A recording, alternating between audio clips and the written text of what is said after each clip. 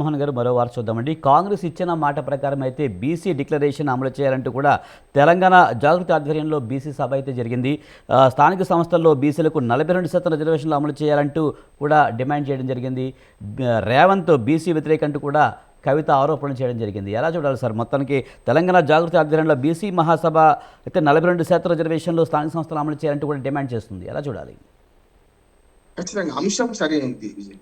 ఎందుకంటే అంశం పట్ల ఎవరికి అభ్యంతరాలు ఉండదు, ప్రతిపక్షాలకు కానీ లేకుంటే అధికార పక్షానికి. ఈ అంశం తీసుకున్న వ్యక్తి గురించి మాట్లాడుతున్నారు, లేకుంటే పార్టీ గురించి మాట్లాడుతున్నారు.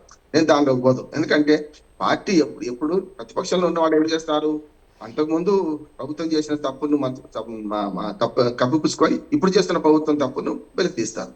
ఆ లెక్కన అసలు ఇదే పని బీసీ కమిషన్ వేసి తొందరగా బీసీ లెక్క తీసి మరి సుప్రీంకోర్టు చేయాల్సిన బాధ్యత వాళ్ళకు ఉండే కదా. గతంలో మనకు 34% రిజర్వేషన్ బీసీలకు ఉండేది స్థానిక ప్రభుత్వాలు. ఏది ఎన్టీ రామారావు అప్పటి నుంచి లాటరీ ద్వారా తీసేవాడు. అంటే ఒక అంచనా, ఒక ఉజ్జాయింపుగా 54% మండల కమిషన్ నివేదిక ఇచ్చింది కనుక బీసీలు ఉన్నారని తెలుసుకొని 34% ఓ లెక్క పెట్టారు. దానికి లాటరీ వేశారు. ఇక్కడ కూడా లాటరీ లేకుండా చేయలేదు. కానీ తర్వాత మొన్నటి 2018 ఎన్నికలకు వచ్చే కల్లా కొత్త చట్టం వచ్చింది తెలంగాణలో. ఆ చట్టం రూపకల్పనలో నా పాత్ర ఉంది కనుక చెప్తున్నాను. అక్కడ ఏమైందంటే 50% సీలింగ్ అడ్డం వచ్చింది. దాంతో ఏం చేయాల్సి ఉండే, తమిళనాడు ఉదాహరణ లేకుండా 9th షెడ్యూల్లో పెట్టి దీన్ని తీసేయించాల్సిన బాధ్యత ఇటు కేంద్ర ప్రభుత్వం రాష్ట్ర ప్రభుత్వం ఉండే, వాళ్ళు చేయలేదు. ఇప్పుడు వీళ్ళేం చేస్తున్నారు, కొత్త మెలిక పెట్టుకొని ఇప్పుడు బీసీ రిజర్వేషన్ల కోసం బీసీ కులగణన అంటున్నారు. ఇది అయ్యేది కాదు, పోయేది కాదు ఇప్పుడు అందులో.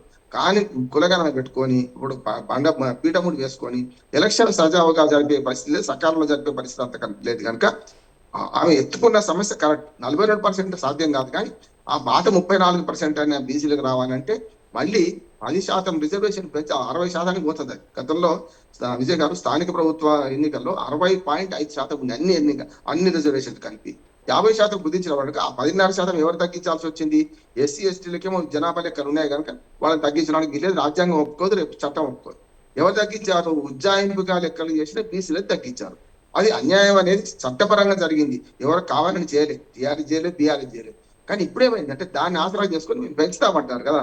42% పెంచుతామని ఎవరన్నారు కదా, మా కాంగ్రెస్ మేనిఫెస్టోలో పెట్టింది కనుక అమలు చేయమని వీళ్ళు కోరుతారు కదా. వాళ్ళు పెట్టినప్పుడు అడగంది అమ్మాయినే పెట్టదాన్ని మీరు ఏదైతే హామీ ఇచ్చారో అమలు చేయమని కోరుతున్నారు. అందుకని బీసీ రిజర్వేషన్ల చిక్కుముడి వీడకపోతే, ఈ స్థానిక ప్రభుత్వాలు ఎన్నికలు కాకపోతే ఖచ్చితంగా ప్రభుత్వం ఫెయిల్యూర్ లెక్క అవుతుంది. ఏదో ఉన్న కాడికి చేద్దాం, ఇప్పుడు ఆ పాత కార్యక్రమం ప్రకారం చేద్దామంటే ఏం కాకపోయింది.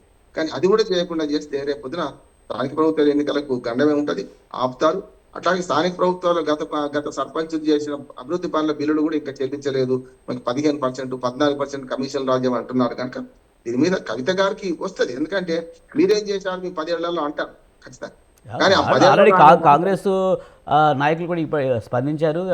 మీరు 10 ఏళ్ళ నుంచి అగ్రవర్ణాలకి ప్రయారిటీ ఇచ్చి ఇప్పుడు సడన్గా బీసీ సభ అని చెప్పడం మీకు అసలు మాట్లాడే అర్హత లేదంటూ కూడా కాంగ్రెస్ అంటుంది.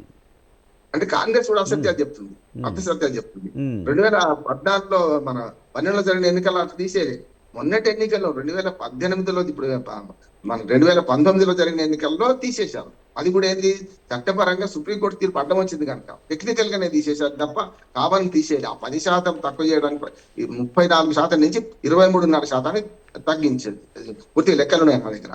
అందుకనే ఆ 10.5% ఎందుకు తగ్గించాలంటే 60.5% రిజర్వేషన్ ఇస్తేనే 34% రిజర్వేషన్ బీసీలకు ఇవ్వడానికి వీలేదు, సర్పంచులు కానీ లేకుంటే మండలంలో కానీ జిల్లా పరిషత్లో కానీ. దాన్ని తగ్గించడానికి ప్రధాన కారణం అక్కడ supreme court తీర్పే.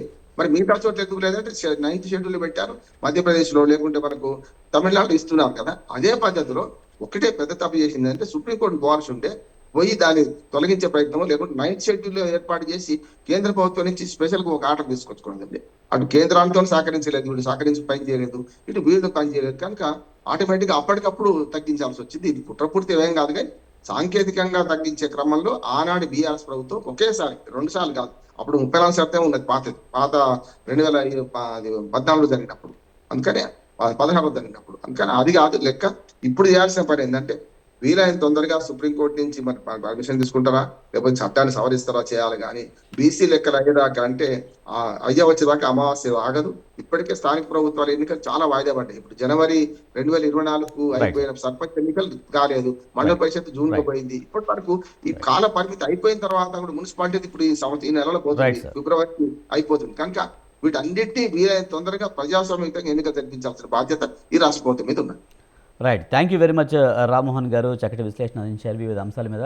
Thank you very much అండి. ఇది ఇవాల్టి న్యూస్ కేస్. చూస్తూనే ఉండండి స్వతంత్ర.